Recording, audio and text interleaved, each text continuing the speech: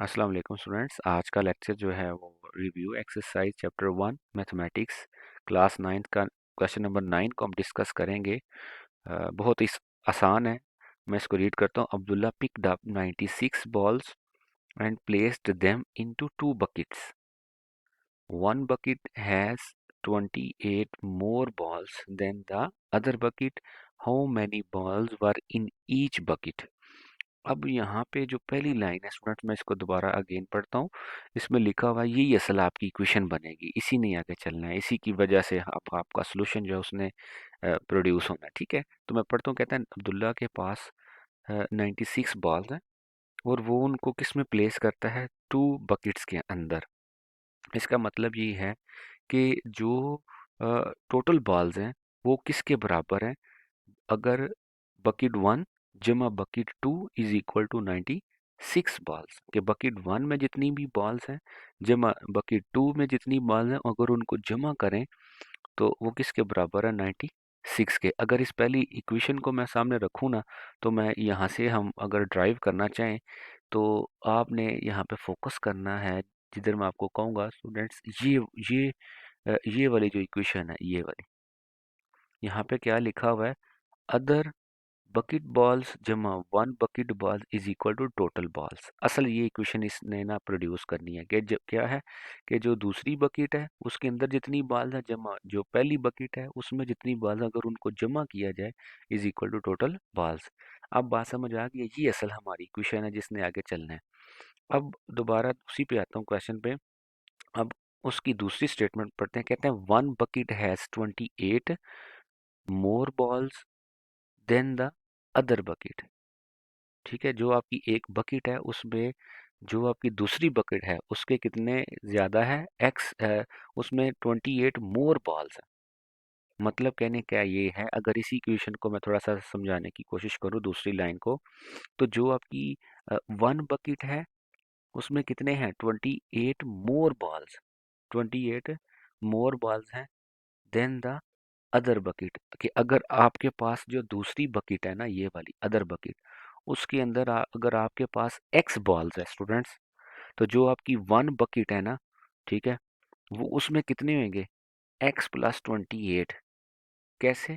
क्योंकि यहाँ पे वो स्टेटमेंट ये कह रहा है कि one bucket has 28 more balls, उसमें 28 मोर बॉल्स होंगे।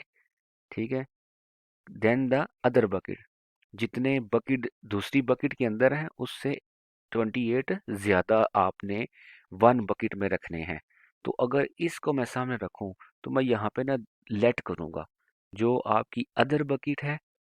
ठीक है, इसको मैं अगर कहता हूँ जी लेट एक्स, ठीक है, इसको हम अगर एक्स रखते हैं तो जो आपकी वन बकेट है वो क्या होएगी? इसी स्टेटमेंट के according one bucket has is equal to, लिखेंगे 28 more balls than the other bucket.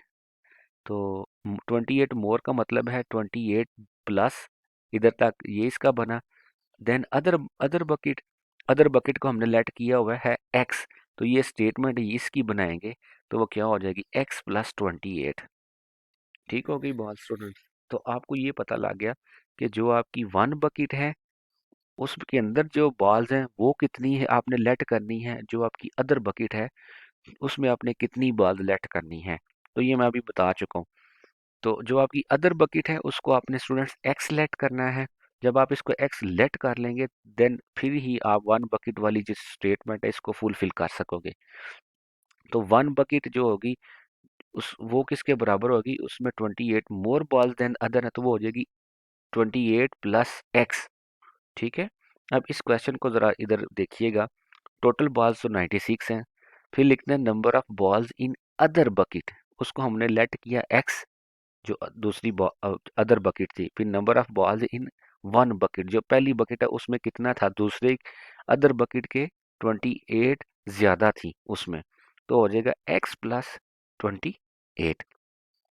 तो according to the given condition, condition क्या थी कि उन दोनों बकेट्स को अगर सम करें तो वो किसके बराबर होएगा? Total balls. क्योंकि हमने सोल्यूशन को अप्रोच करना है तो यही हमें इधर से ही हमारा स्टार्टिंग होना है।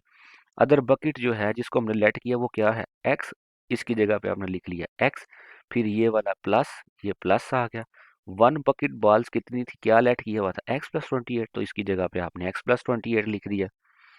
तो इज इक्वल टू क्या है, टोटल बॉल्स तो 96 आ गया। सिंपल सा क्वेश्चन था, कोई मुश्किल नहीं है। अब इसमें x वाली टर्म्स को जमा किया तो ये आ गया 28 है, सही है। तो जब 28 दूसरी तरफ लाएंगे तो ये सब्ट्रैक्ट हो जाएगा 96 में से, यहाँ पे 2x बच गया। तो इधर 2x 68, 2 इधर आके डिवाइड हुआ तो 34 आ गया।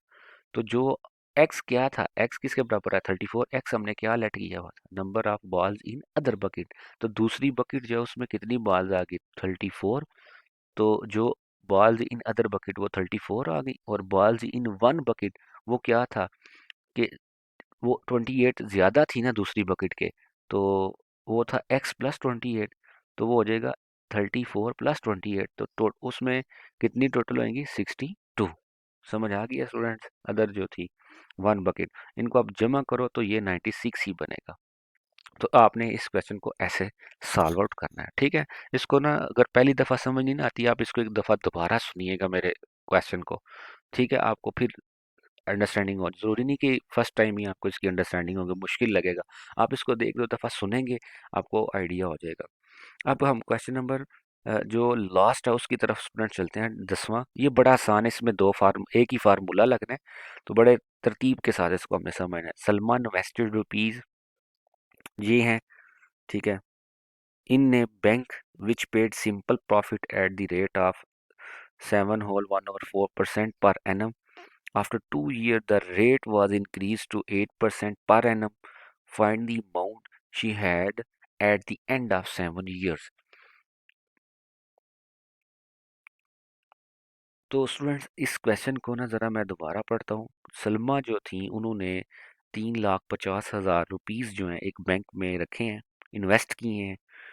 तो उनको फिर प्रॉफिट कितना मिला है, which paid simple profit at the rate of 7/1/4। उनको सालाना जो प्रॉफिट मिला है, सिंपल प्रॉफिट जो मिला है पूरे एक साल, पर एनम का मतलब होता है सालाना, एक साल का, वो कितना, उस पे रेट कितने के लिहाज से मिला है, इस रेट के हिसाब से उनको प्रॉफिट मिला है, अगर वो उन्होंने एक बैंक में ये पैसे रकम स्टोर करवाई है। फिर क्या कहता है, कहता है आफ्टर 2 years, 2 सालों के बाद, 2 सालों के बाद, इसका मतलब है ये अगर इसमें दोबारा इसको समझाने की कोशिश करूं, तो ये जो यहाँ तक ये जो बात कह रहे हैं ना, आफ्टर 2 year, इसका मतलब है पहले 2 साल जो उसने रकम या प्रॉफिट हासिल किया है, उसका जो रेट था वो ये था स्टूडेंट्स, ठीक है, ये याद रख लीजिएगा। क्योंकि लिखा हुआ है आफ्टर 2 years, 2 साल के बाद, इसका मतलब है जो पहले 2 साल थे उन्होंने इस रेट के साथ चल प्रॉफिट हासिल किया है। तो ये लहदा से ये यहाँ तक लहदा क्वेश्चन हो गया, ठीक है। आप लिखा हुआ है ना आफ्टर 2 year, तो फिर क्या कहते हैं, after 2 year the rate was increase to 8% पर एनम। तो जब 2 साल गुजर गए हैं उसके बाद क्या रेट चला है, 8% पर एनम, सालाना रेट लगा 8% पर annum. Find the amount she had at the end of 7 years। अब यहाँ पे एक टेक्निकली स्टूडेंट्स क्वेश्चन को समझिएगा, टोटल 7 years हैं। तो पहले 2 साल तो उन्होंने किस रेट के साथ अपनी रकम जो है प्रॉफिट हासिल किया है, वो ये है पर एनम, हर साल जो है, पहले 2 साल, पहले साल ये रेट लगा, फिर अगले साल भी यही रेट लगा। तो टाइम पीरियड कितना था 2 years। अब आफ्टर 2 years स्टूडेंट्स पीछे कितने साल रह गए, टोटल अगर 7 है तो पहले 2 years उसने ये रखा है, तो आफ्टर 2 years पीछे 5 years रह गए। तो 5 years जो है उन्होंने जो पेमेंट की है, जो उन्होंने प्रॉफिट हासिल किया है, वो उसके लिए रेट कितना था 8% पर एनम, ठीक है। तो हमने एंड पे क्या बताना है, find the amount she had at the end of 7 years। तो हमने बताना है कि 7 सालों के बाद उसके पास कितनी रकम रह जाएगी। तो हम क्या करेंगे, पहले 2 years के लिहाज से इसकी रकम निकालेंगे, जो भी इसको इंटरेस्ट पे किया गया है, तो ये इंटरेस्ट ही है ना, ठीक है, सूद जिसे कहते हैं। तो आफ्टर 2 years, 5 सालों के लिहाज से ये रेट है उसका, तो फिर इसका लहदा से आपने इंटरेस्ट निकालना है, तो इन दोनों को जमा कर लेंगे 2 years का, और आफ्टर 2 years वो 5 years बनेंगे। तो आपका वो क्वेश्चन सॉल्व हो जाएगा। अब इस क्वेश्चन को हम सॉल्व करते हैं, यहाँ पे देखिएगा स्टूडेंट्स। तो सबसे पहले ये एक चीज़ बात याद रखिएगा, ये जो रकम होती है ना स्टूडेंट्स, ये ओरिजिनल, इसको कहते हैं प्रिंसिपल अमाउंट। ठीक है, जो एक बंदा अपनी कोई भी जगह पे स्टोर करता है या पे करता है या इन्वेस्ट करता है, ये उसकी प्रिंसिपल अमाउंट, ओरिजिनल जो रकम होती है उसकी। तो आपको पता लग गया प्रिंसिपल अमाउंट ये है, इसको पी से ज़ाहिर किया जाता है। फिर कहता है रेट फॉर फर्स्ट 2 ईयर्स, उसको हम R1 से डिनोट कर लेते हैं। वो ये था, आपको पता है 7 होल 1/4, इसको मैंने फ्रैक्शंस ख़त्म की तो ये 7.25% आ गया। ठीक है, अब आ जाता टाइम फॉर फर्स्ट रेट। इसके लिए जो रेट टाइम था, फर्स्ट जो है टाइम फॉर फर्स्ट रेट, वो कितना टाइम था, 2 ईयर्स। इसके लिए हमने 2 ईयर्स लिख दिए। फिर ये दूसरे क्वेश्चन के बारे में, रेट फॉर नेक्स्ट 5 ईयर्स। ठीक है, जो आफ्टर 2 ईयर्स था, तो रेट R2 लिखेंगे, वो 8% हो जाएगा। इसी तरह उसका टाइम लिखेंगे, वो 5 ईयर्स है। तो इसी तरह पहले 2 सालों के लिए हम इंटरेस्ट निकालेंगे। तो ये फार्मूला आपने लिख लेना है, इसको याद रख लीजिएगा। ठीक है, तो I1 किसके बराबर है, PRT/100। ये R1 for rate 1 first 2 years, फिर T1 time period for first 2 years. ठीक है, इसमें जस्ट स्टूडेंट्स आपने वैल्यूज पुट करनी है जो ऊपर गिवन है, तो आपका ये आंसर आ जाएगा 50,750 रुपीज। ठीक है, आफ्टर 5 ईयर्स फिर भी आपने यही फार्मूला लगाना है। उसके लिए देखें I2 लगा देंगे, P ऐसे ही देगा क्योंकि अमाउंट तो आपकी वो ही रहनी है। R2 T2 ये है, तो फार्मूला लगाएंगे तो ये आपके पास 14,000 रुपीज आ गया। तो हमने बताना था अमाउंट आफ्टर 7 ईयर्स, तो फिर लिखेंगे सलमा अमाउंट आफ्टर 7 ईयर। वो इन दोनों को आपने स्टूडेंट्स प्लस कर लेना, तो ये आपकी का आंसर आ जाएगा। ठीक है स्टूडेंट, तो इनको आपने ना, इसीलिए मैंने सेपरेट रखे, इनको आराम सुकून से आप कीजिएगा, इनकी प्रैक्टिस कीजिएगा, फिर आपके लिए ये इजी हो जाएगा इनको समझना। ज़रूरी नहीं है कि एक बार आपको इसकी ट्राई करने से समझ आ जाए। ठीक है, उस लेक्चर को ना दोबारा रिपीट करके सुनते हैं।